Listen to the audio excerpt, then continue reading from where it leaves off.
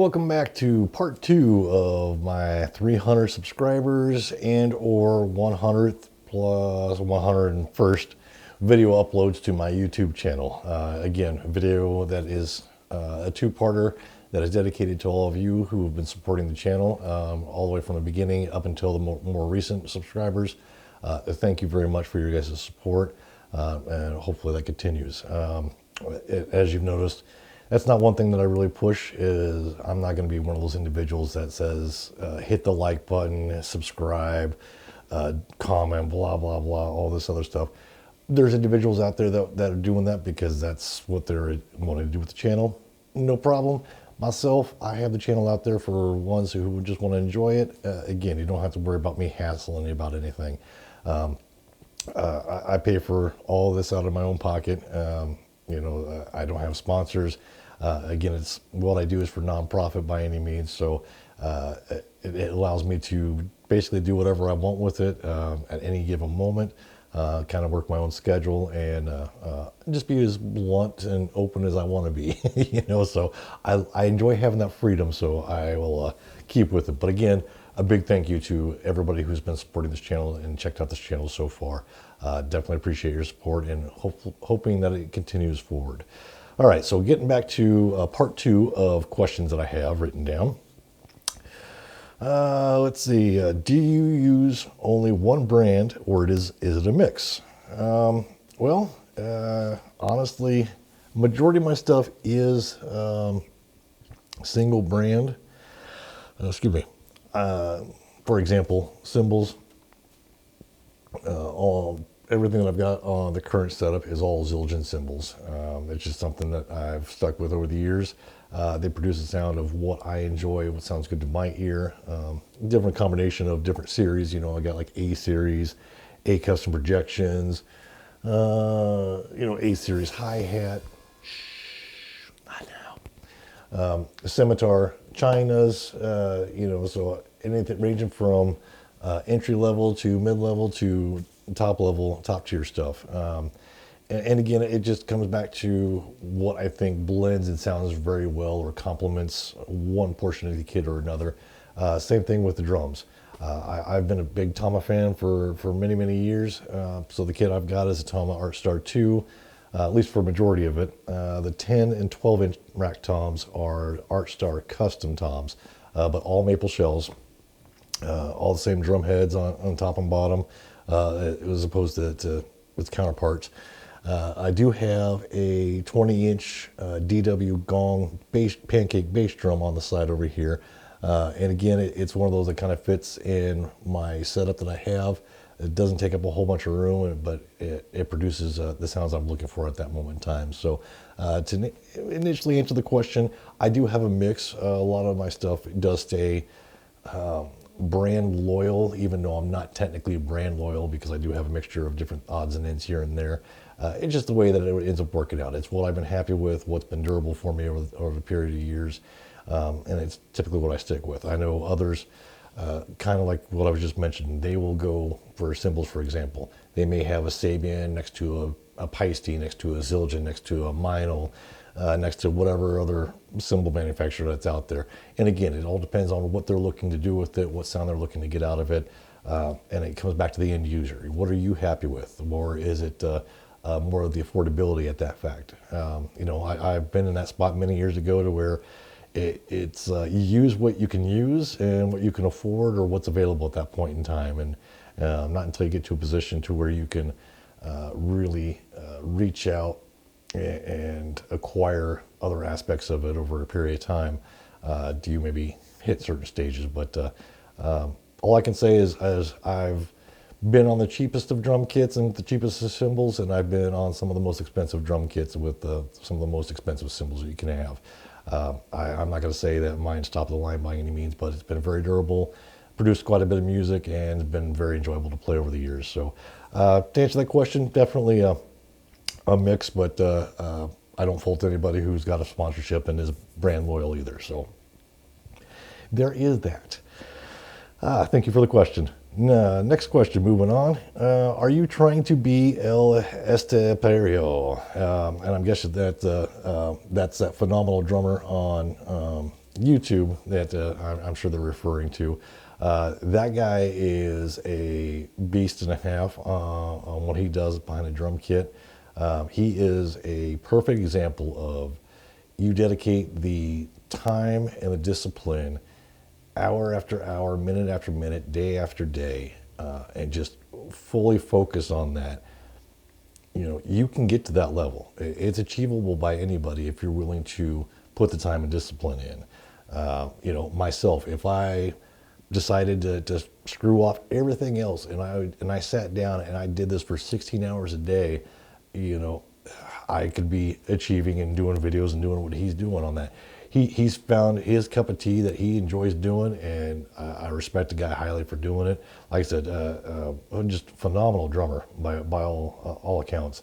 You know, he put himself into a place where he dedicated his time and he got to the level he did. So definitely a big bravo for him. I actually subscribe to his channel because I love some of the comedy and stuff that he has in his videos and different approaches that he does to certain things that are out there. You know, it's definitely very entertaining. But the short answer, no, I'm not trying to be him. I'm just kind of doing my own thing with my drum channel here. But definitely an individual. If you haven't checked him out and some of his stylings, go check him out as well. And it's a small plug by all means, but very entertaining.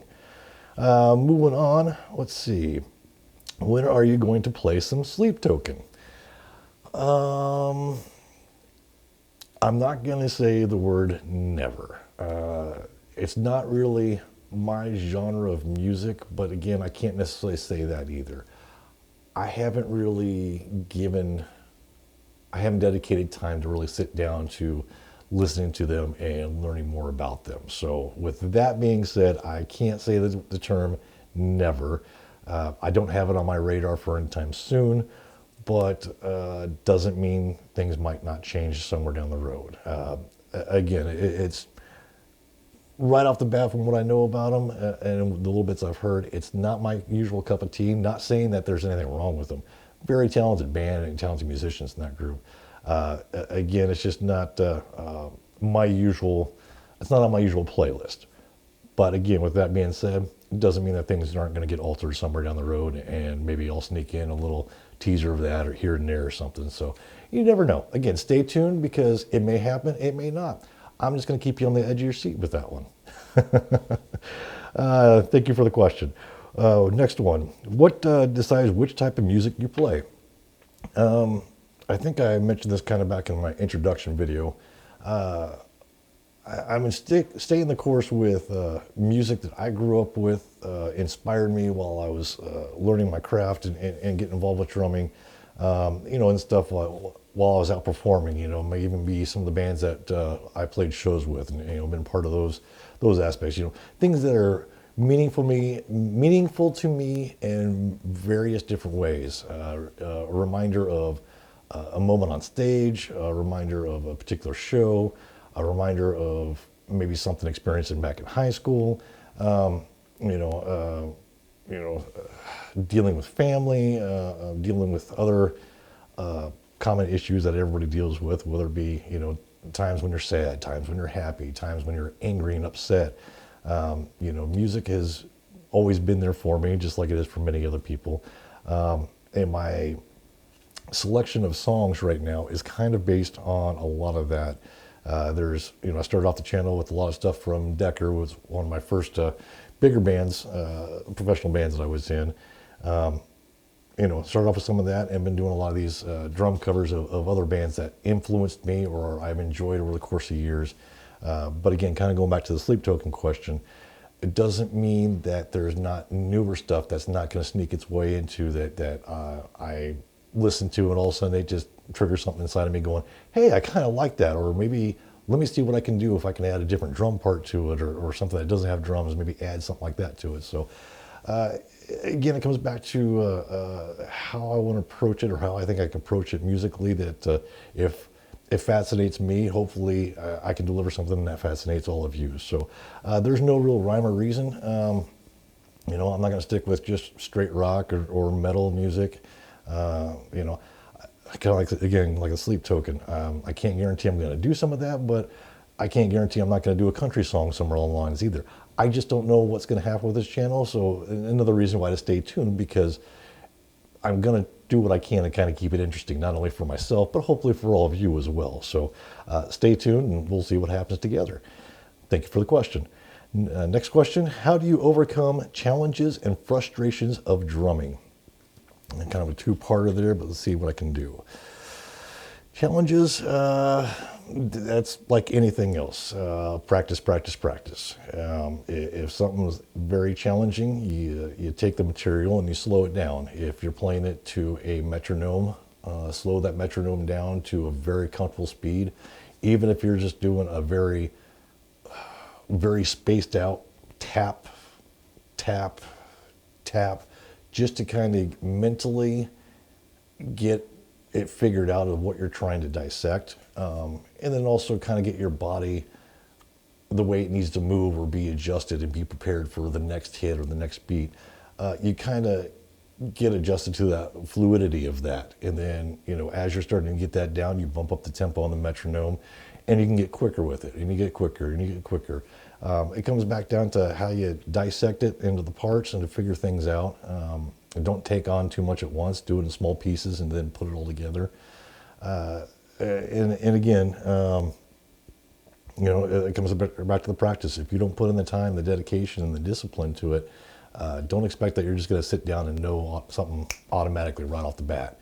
There are some very talented individuals in the world, but there's a lot of those individuals that are talented for a particular reason. They've dedicated the time and put in the discipline and hone their craft. It's not like you can sneeze and, I'm a miraculous drummer overnight and I can go perform for 100,000 people, at the stadium. It doesn't quite work like that. It definitely takes time and dedication on that for the challenging aspect. As far as frustrations, it goes back to, I guess, one of the earlier questions. One of my favorite things about drumming. Frustrations. You can legally beat the heck out of something and not get in trouble for it. And if you break something, it costs you a few bucks, you replace it and you move on to the next thing. But if you're getting that frustrated with it, it is time to put the sticks down, walk away just for a little bit, whether it be a 20-minute break, a 2-hour break, come back the following day or the following weekend, 2 weeks later. Whatever it may be. I mean, there's certain people that get burned out and they don't touch anything for 5 years and then decide to finally pick up the sticks, and whatever bothered them, frustrated them, whether it stayed with them that long, that I don't know. But, drumming, it's not out to get you. It's not out to make you feel bad. It's not there to try to antagonize you. It's an instrument, and it comes down to, again, the practice and the discipline and the time that you're willing to dedicate to it and learn and develop. You gotta not only be mentally prepared, but your body physically needs to be comfortable with how it needs to move and how it needs to basically dance behind the drum kit. And again, be more fluid with your movements and what you want to do and what you're trying to achieve. So again, if you're frustrated, stop. Walk away for a little bit, come back to it, revisit it with a clearer vision at that point in time. That's the best recommendation I can give you on that one. Thank you for the questions. Next one is, how do you keep beat and time? Foot stomp, in your head, or metronome? Yes, moving on. Now, to quickly go over that, a mixture of all three, honestly. A lot of times, you'll notice my videos, I have a habit of using my left foot, which is my hi-hat pedal, for majority of the time. I'll use that to kind of keep my own timing in between different transitions or spacings in songs and stuff that I'm playing. I'll use that and not necessarily be consistent, but it will give me those few little spots that I need in order to make that transition or to be set up for whatever's coming up next. There's other times where maybe I've got too many things that are going on and maybe I'm shuffling my foot from between that and a bass drum pedal or something else that I don't have that advantage to keep the time with my left foot. I can concentrate on, if my right hand is keeping straight time, then, I'll use that for my sensor, or left hand on the snare drum, use that for sensor. And there's some times where I just got to do it mentally and keep it in the head. And as far as the metronome, I love practicing and jamming with a metronome. All the videos that I perform musically have been without a metronome up to this point. And the reason being is I've got a few different options for setup, but I have not been able to, not been very happy with how it plays part into what I've been doing with recording and stuff here. Just having some technical difficulties with delivering it and not having it be on the video and interrupting what I'm trying to deliver to you guys, but also being consistent with how it's working versus the material and stuff that I'm working with, because some of the stuff you can definitely tell has been tinkered with on a computer system, and it's not a straight solid line where it has a little different spots in there, little shifts. But again, something I'm playing around with. Once I actually do have it all figured out and I can make use of it, not only will the songs be even that much tighter, which will be awesome because I do love playing 2-click, but I could also change my wording on my introduction to the YouTube page and just let them know that, from this point forward, from X video forward, now is being performed and done with metronome. But anything previous to that, that was just all in-ear memory, just going with the feel. No metronome up to that point. So I guess live without a net, so to speak. Well, thank you for the question. Next one, because I'm getting short on time here. How do you keep beat time? Well, no, I just read that one. So, hey, I'm leaving that much further ahead. How do you choose a good snare? I can't, to be honest with you. I really can't. I mean, I love snare drums and what they can do, and I love so many different various models. That's why I have 14 or 15 models between what's on my kit behind me and then on the snare racks that are on the side. I got one rack that's dedicated just solely to Tama snares. I got an additional Tama snare that doesn't fit on that rack on the other snare rack over here. But I also got, DW. I got one from 7.6 Drum Company. I've got a Legend. I've got Yamaha, a couple Ludwigs. It really comes down to, again, what kind of music are you trying to do? What sound are you looking for and trying to produce? And then also, the aspect of the environment that you're playing it in. What sounds good in that room, whether it be a drum room like this that's just drywall, or an actual dedicated music room that's soundproofed, or studio or whatever. There's going to be so many different variations between all that. And then on top of that, you got wood shell or metal shell snare drums. You got different thicknesses of wood. You've got different wood types, birch and maple and basswood and all these rosewood. There's so many variances to that it's hard to really say, other than what sounds good to you. End user, the person using the product, what sounds good to you? What are you happy with? That should be the deciding factor of what you think is a good snare sound. So thank you for the question on that one. And lastly, we've got, interesting. It's not necessarily a question. It says, please stop playing. Stop making that noise. You suck. Ha ha ha. Love your wife. So, and by all means, that was actually just a joke. I know she will smack me pretty hard for putting that one in there. But no, honestly, my wife is very, very supportive, along with our kids. Love them dearly. And again, they're very supportive of myself coming up here and doing this. Granted, I only get, a chance every couple of weeks or whatnot to dedicate, 2 to 4 hours of sitting down and tinkering with sound and actually trying to go through a few different songs. I'm limited on time, and the main reason being is, again, I don't want to take time away from them in order to do this. This is just for fun, just for a hobby, and I don't want them to ever feel that this is more important or more important to me than they are in my life. So to my wife and kids, I love you guys dearly. To all the supporters that are out there, thank you again so much for subscribing to the channel, supporting the channel, viewing this. Hopefully you enjoyed some of the answers to the questions. If you have any more, feel free to comment or contact me through the YouTube page. Ask away. Again, I'm not going to harass you about comments or anything else, but I'm here to answer any questions if I can and I'm able to. So with that, thank you very much, YouTube. Have a good night, and we'll talk to you later.